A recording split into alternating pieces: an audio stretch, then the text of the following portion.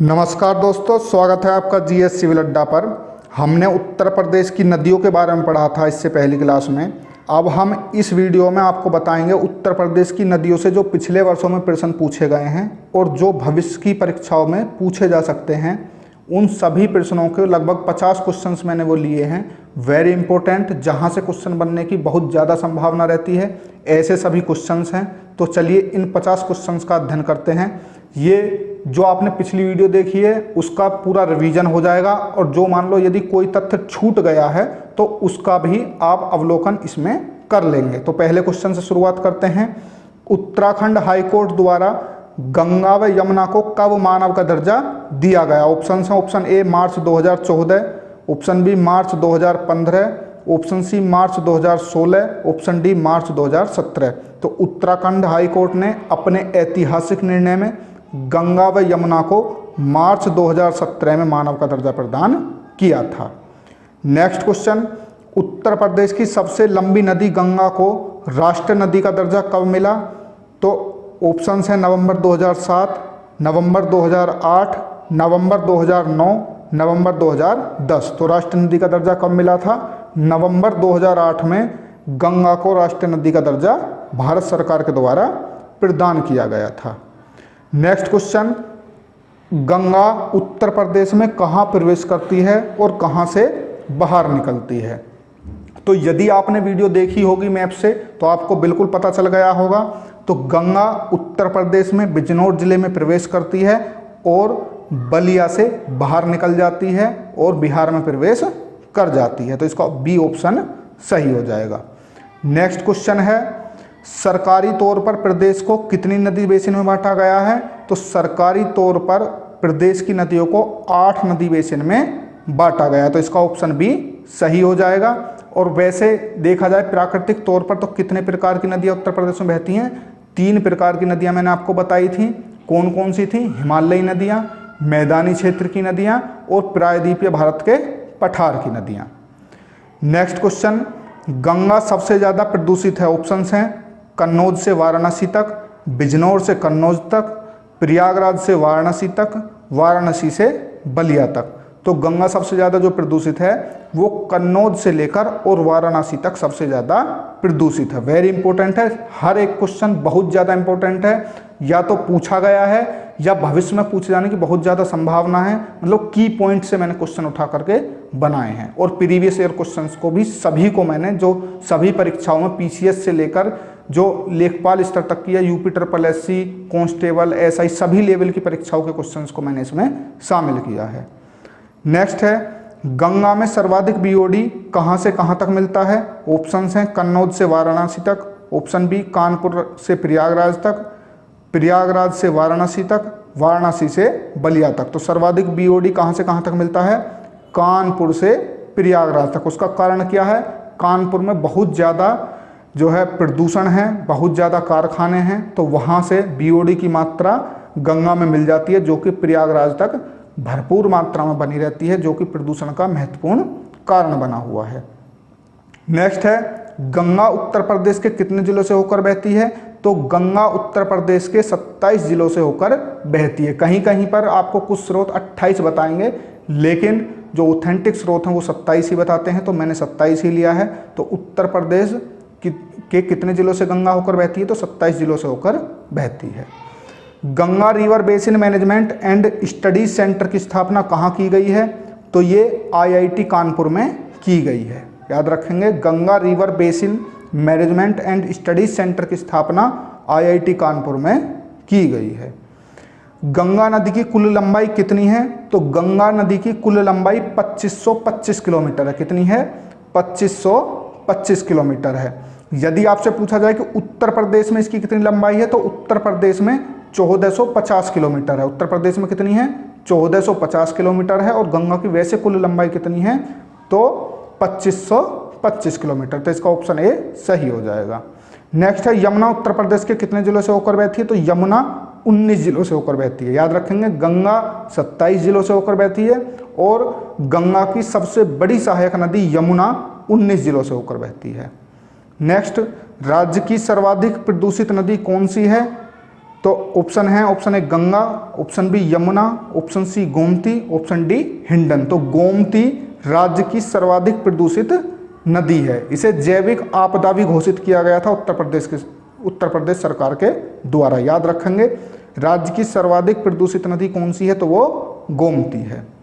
Next है, राज्य में सर्वाधिक गंगा तट वाला जिला कौन सा है, तो ये कौन सा है, बदायूं है। याद रखेंगे, राज्य में सर्वाधिक गंगा तट वाला जिला बदायूं है। गोरखपुर नगर स्थित है राप्ती व रोहिणी नदी के संगम पर, केन नदी के तट पर, बेतवा नदी के तट पर, सोन नदी के तट पर। तो गोरखपुर आपको मैंने बताया था राप्ती व रोहिणी नदी के संगम पर स्थित है। कभी कभी खाली राप्ती भी दे देगा, तो राप्ती भी सही आंसर होगा इसका। नेक्स्ट है, चैनलाइजेशन एवं तटीय विकास परियोजना कहाँ चल रही है। ऑप्शन ए बिजनौर में गंगा नदी पर, ऑप्शन बी लखनऊ में गोमती नदी पर, ऑप्शन सी मुरादाबाद में रामगंगा नदी पर, ऑप्शन डी वाराणसी में वरुणा नदी पर। तो ये कहाँ चल रही है, वाराणसी में वरुणा नदी पर चैनलाइजेशन एवं तटीय विकास परियोजना चल रही है। नेक्स्ट है, निम्नलिखित में से कौन सी नदी प्रदेश में गंगा की सबसे बड़ी सहायक नदी है। तो मैंने आपको बताया गंगा की सबसे बड़ी सहायक नदी कौन सी है, यमुना है। और यमुना गंगा में बाईं तरफ से अपना जल गिराती है, और कहाँ पर गिराती है, तो ये प्रयागराज में गिराती है।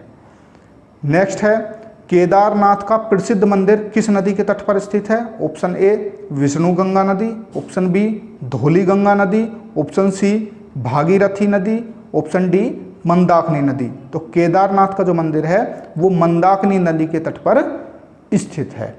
याद रखेंगे। और मंदाकिनी नदी किस ग्लेशियर से निकलती है, तो मैंने कल आपको बताया था मंदाकिनी नदी चोराबाड़ी ग्लेशियर से निकलती है, और रुद्रप्रयाग में आकर के कौन सी नदी से मिलती है, तो अलकनंदा से मिल जाती है।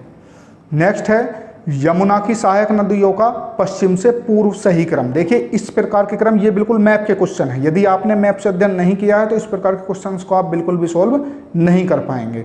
तो यमुना की सहायक नदियों का पश्चिम से पूर्व क्रम मैं आपको बताऊं, मैंने आपको बताया भी था। तो पश्चिम से पूर्व चंबल, सिंध, बेतवा और केन इसका सही आंसर हो जाएगा। याद रखेंगे, चंबल, सिंध, बेतवा, केन इसका सही आंसर होगा पश्चिम से पूर्व। और यदि पूर्व से पश्चिम पूछे तो इसका उल्टा कर देना है, केन, बेतवा, सिंध, चंबल। ठीक, यदि पूर्व का पूछता तो ऑप्शन ए सही होता, लेकिन पश्चिम से पूर्व पूछा है तो ऑप्शन बी इसका सही आंसर है। नेक्स्ट है, गंगा की सहायक नदियों का पश्चिम से पूर्व। अब गंगा की सहायक नदियों का बताना है पश्चिम से पूर्व। तो गंगा की सहायक नदियों का पश्चिम से पूर्व क्या क्रम होगा।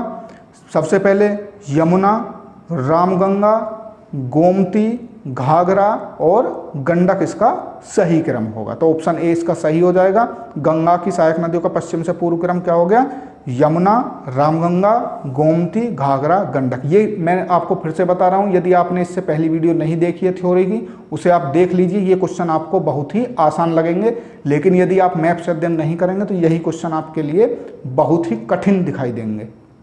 अब यदि इसका उल्टा पूछ लिया जाए तो जस्ट इसका उल्टा कर देंगे, यानी कि पूर्व से पश्चिम क्रम हो तो गंडक, घाघरा, गोमती, रामगंगा और यमुना, यानी कि ऑप्शन बी इसका सही हो जाएगा। फिर फिलहाल हमसे पश्चिम से पूर्व का पूछा है, तो यमुना, रामगंगा, गोमती, घाघरा, गंडक इसका सही क्रम है। नेक्स्ट है, गंगा नदी में दाहिनी ओर से जल गिराने वाली नदियों का पश्चिम से पूर्व की ओर सही क्रम। देखिए ये सारे के सारे मैप के क्वेश्चन है मैं जितने बता रहा हूँ, और बहुत ही आसान क्वेश्चन है। यदि आपने मैप का अध्ययन कर लिया है, पिछली वीडियो आपने देखी है, तो इसका जो सही ऑप्शन होगा वो होगा ऑप्शन बी, यमुना, टोंस और सोन। यमुना, टोंस और सोन ये तीनों दाहिनी तरफ से गंगा नदी में अपना जल गिराती हैं, तो याद रखेंगे। ठीक, नेक्स्ट है, निम्नलिखित में से किसका मिलन बिंदु सही नहीं है। विष्णु गंगा और धौली गंगा विष्णु प्रयाग में मिलती हैं, बिल्कुल सही है। भागीरथी और अलकनंदा देवप्रयाग में मिलती हैं, तो भागीरथी और अलकनंदा देवप्रयाग में मिलती हैं, ये बिल्कुल सही है। मंदाकिनी और अलकनंदा रुद्रप्रयाग में मिलती हैं, बिल्कुल सही है। नंदाकिनी और अलकनंदा कर्णप्रयाग में मिलती हैं, जी नहीं। नंदाकिनी और अलकनंदा ये कहाँ पर मिलती हैं, तो ये नंदप्रयाग में मिलती हैं। नंदाकिनी और अलकनंदा कहाँ पर मिलती हैं, नंदप्रयाग में मिलती हैं। तो कर्णप्रयाग में कौन सी मिलती है, कर्णप्रयाग में कर्णगंगा अथवा पिंडार नदी मिलती है अलकनंदा से। तो इसका इसमें पूछा है कौन सा सही नहीं है तो ऑप्शन डी इसका सही हो जाएगा, ये सही नहीं है। नंदाकिनी और अलकनंदा कहाँ पर मिलती हैं, तो ये नंद प्रयाग में मिलती हैं। नेक्स्ट है रामगंगा नदी उत्तर प्रदेश में कहाँ से प्रवेश करती है और गंगा में कहाँ मिलती है। तो रामगंगा नदी कहाँ से निकलती है, ये उत्तर प्रदेश में बिजनौर से प्रवेश करती है और कन्नौज में गंगा नदी में मिल जाती है। कन्नौज का नाम क्या है, दूसरा नाम जो फेमस है वो है इत्र नगरी।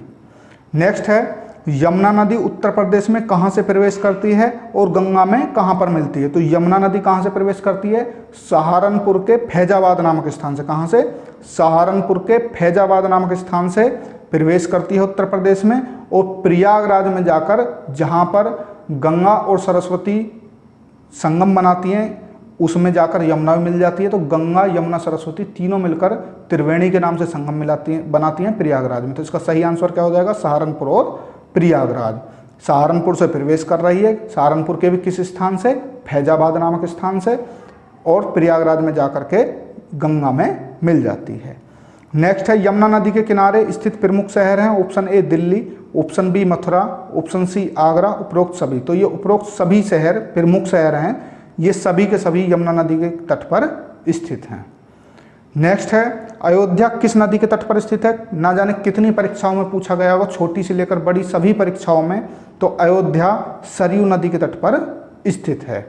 नेक्स्ट है घाघरा व गंडक नदियां किन दो राज्यों की सीमा बनाती हैं। Option A Uttar Pradesh Haryana, option B Uttar Pradesh Bihar, option C Uttar Pradesh Rajasthan, option D Uttar Pradesh और मध्य प्रदेश। तो गंडक उत्तर प्रदेश और बिहार की सीमा पर बहती है।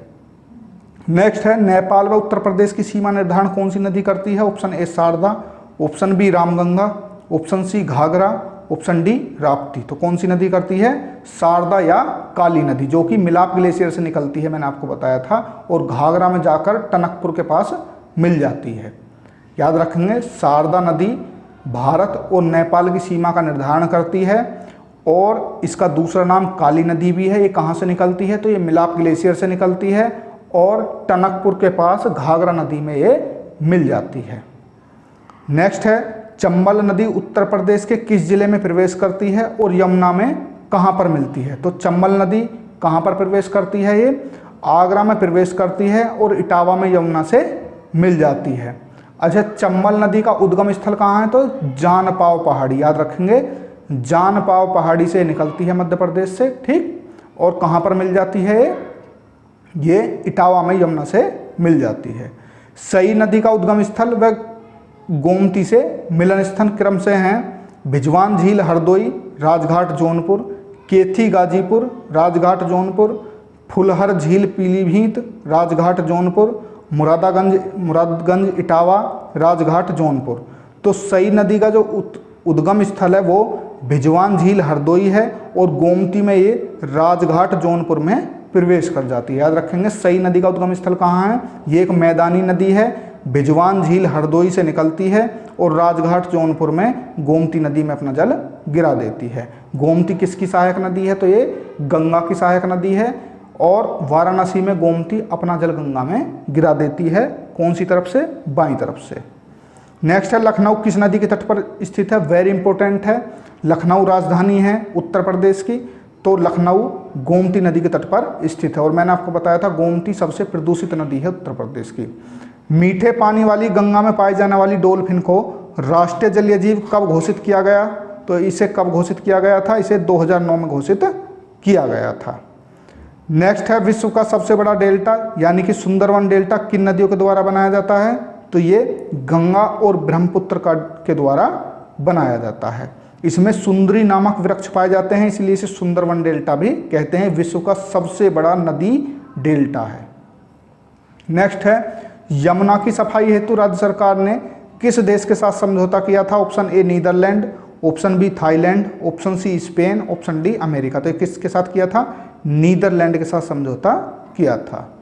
नेक्स्ट है निम्नलिखित में कौन से सही सुमेलित नहीं है। एक तरफ नगर दिए हुए हैं, दूसरी तरफ तट दिए हुए हैं, मतलब कौन सा नगर कौन सी तट पर स्थित नहीं है ये बताना है। तो बांदा केन नदी के तट पर, हमीरपुर बेतवा नदी के तट पर, चित्रकूट पयस्विनी या मंदाकिनी नदी के तट पर है। लेकिन लखनऊ को मैंने अभी बताया, लखनऊ किस नदी के तट पर है, तो लखनऊ गोमती नदी के तट पर है। तो इस प्रकार ये गलत हो जाएगा। तो इसका सही आंसर होगा ऑप्शन डी, क्योंकि हमसे पूछा है कौन सा सुमेलित नहीं है, तो ऑप्शन डी सही सुमेलित नहीं है। बाकी ये सभी सही सुमेलित हैं। बांदा केन नदी के तट पर है, हमीरपुर बेतवा नदी के तट पर है और चित्रकूट पयस्विनी या मंदाकिनी नदी के तट पर है। नेक्स्ट है निम्नलिखित में से कौन सही सुमेलित नहीं है, उसी के जैसा है। नगर दिए हैं, नदी के तट दिए हैं, तो प्रतापगढ़ सही नदी के तट पर है, सही है। सोनभद्र सोन नदी के तट पर है, बिल्कुल सही है। मुरादाबाद रामगंगा यानी कि रथवाहिनी नदी के तट पर है, ये भी सही है। गाजियाबाद यमुना नदी के तट पर नहीं है, बल्कि गाजियाबाद हिंडन नदी के तट पर स्थित है। तो इस प्रकार इसका ऑप्शन डी सही हो जाएगा। नेक्स्ट है निम्नलिखित में से कौन सही सुमेलित नहीं है। नगर दिए हैं और नदी के तट दिए हैं। कासगंज काली नदी के तट पर है, बिल्कुल सही है। मगहर आमी नदी के तट पर है, ये भी सही है। बरहज रामगंगा नदी के तट पर स्थित नहीं है, बल्कि सरयू नदी के तट पर स्थित है। मुरादाबाद व बरेली रामगंगा के तट पर स्थित है, ये बिल्कुल सही है। तो इसका सही सी जो है ये गलत है, इसका मतलब सी सही आंसर हो जाएगा, क्योंकि हमें बताना कौन सा सुमेलित नहीं है। नेक्स्ट है निम्नलिखित में से कौन सही सुमेलित नहीं है। नगर दिए हैं, नदी तट दिए हैं। हमीरपुर और कालपी दोनों यमुना नदी के तट पर हैं, बिल्कुल सही है। बरहलगंज दोहरी घाट सरयू नदी के तट पर है, ये भी सही है। गोला और बरहज ये भी सरयू नदी के तट पर हैं, बिल्कुल सही है। बिठूर और गढ़मुक्तेश्वर ये रामगंगा नदी का तट दिया है, लेकिन ये गलत है, क्योंकि बिठूर और गढ़मुक्तेश्वर गंगा नदी के तट पर स्थित हैं। बिठूर कहाँ पर है, तो बिठूर कानपुर में है, गढ़मुक्तेश्वर हापुड़ डिस्ट्रिक्ट में है। याद रखेंगे, बिठूर कानपुर में है और गढ़मुक्तेश्वर कहाँ पर है, हापुड़ में है। ये दोनों गंगा नदी के तट पर स्थित हैं। तो इसका डी ऑप्शन सही हो जाएगा। नेक्स्ट है बूढ़ी गंगा, गंगा में कहाँ मिलती है, तो ये कहाँ पर मिलती है, बदायूं में मिलती है। नेक्स्ट है केन व बेतवा नदी को लिंक कर जल की समुचित उपयोग वितरण हेतु उत्तर प्रदेश व मध्य प्रदेश के बीच कब समझौता हुआ था, तो ये इस प्रकार जो समझौता हुआ था ये हुआ था 15 अगस्त 2015 को। ये डेट आप याद रखेंगे, पूछी हुई डेट है। नेक्स्ट है सिंध नदी का प्रवेश व यमुना में मिलन है क्रमशः। ऑप्शन ए औरैया व Jalaun border, option B Etawah व Jalaun border, option C Agra व Etawah border, option D Firozabad व इटावा बॉर्डर। तो औरैया और जालौन बॉर्डर पर इसका प्रवेश बिंदु भी है और यमुना में मिलन भी वहीं पर होता है, औरैया व जालौन बॉर्डर पर। नेक्स्ट है निम्नलिखित में से कौन सी नदी आगरा व इटावा जिले की सीमा बनाती है, तो आपको पता होगा चंबल नदी आगरा और इटावा की सीमा का निर्धारण करती है। नेक्स्ट है राज्य में सर्वाधिक बाढ़ संवेदनशील जिलों की संख्या, तो राज्य में सर्वाधिक बाढ़ संवेदनशील जो जिले हैं वो उनकी संख्या 23 है, 23। नेक्स्ट है वाराणसी नगर स्थित है। ऑप्शन ए रोहिणी व ताप्ती नदी के संगम पर, तो रोहिणी और ताप्ती पर आप पढ़ चुके हैं अभी पीछे। रोहिणी और ताप्ती नदी के संगम पर गोरखपुर स्थित है। रामगंगा के तट पर मैंने अभी बताया था आपको, मुरादाबाद स्थित है। ठीक, काली नदी के तट पर अभी आपने पीछे पढ़ लिया है, वरुणा व असी नदियों के मध्य तथा गंगा के बाएं तट पर, तो ऑप्शन डी इसका सही हो जाएगा।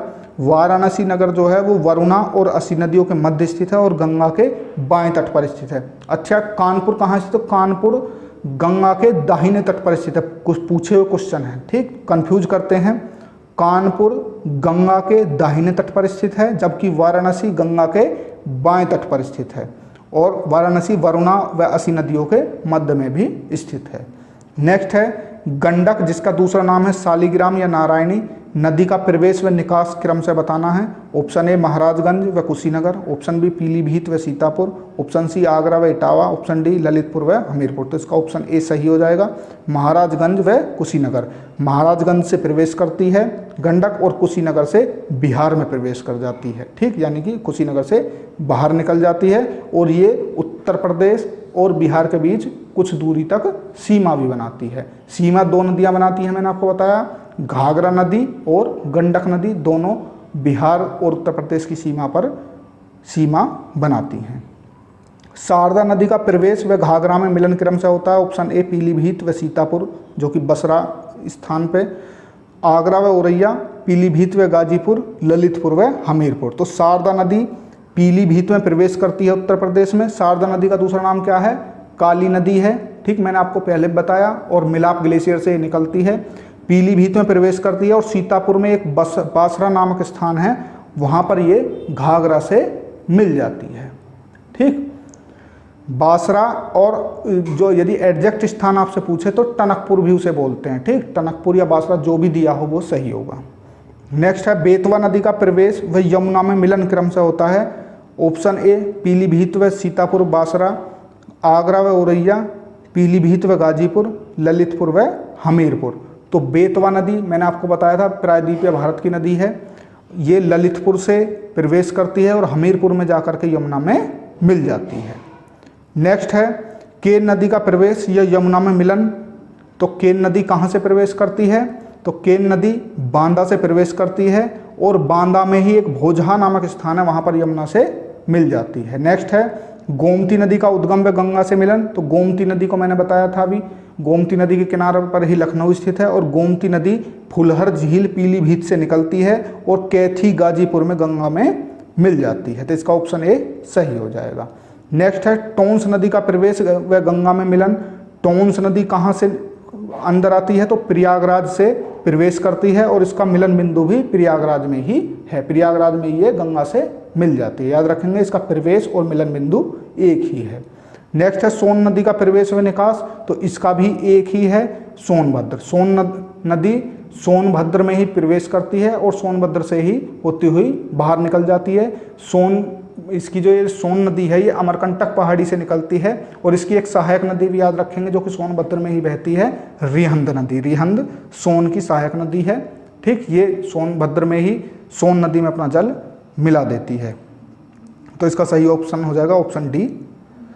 काली नदी गंगा में कहाँ पर मिलती है? तो काली नदी कहाँ पर मिलती है? ये कन्नौज में मिलती है, यानी कि इत्र नगरी में काली नदी गंगा में मिल जाती है। तो ये 50 क्वेश्चन बहुत ही इंपॉर्टेंट थे। यदि आपने लास्ट तक वीडियो देखी है तो उसके लिए धन्यवाद, और यदि आपने चैनल को सब्सक्राइब नहीं किया है तो सब्सक्राइब कर लीजिए। अन्य सभी विषयों को भी ऐसे ही विस्तार से पढ़ा जाएगा। पहले हमारा यूपी स्पेशल पर फोकस है, तो पहले यूपी स्पेशल ख़त्म करेंगे, उसके बाद किसी अन्य सब्जेक्ट को आगे बढ़ाएंगे। तो बने रहिए चैनल के साथ, अपना सपोर्ट बनाए रखिए। धन्यवाद, नमस्कार।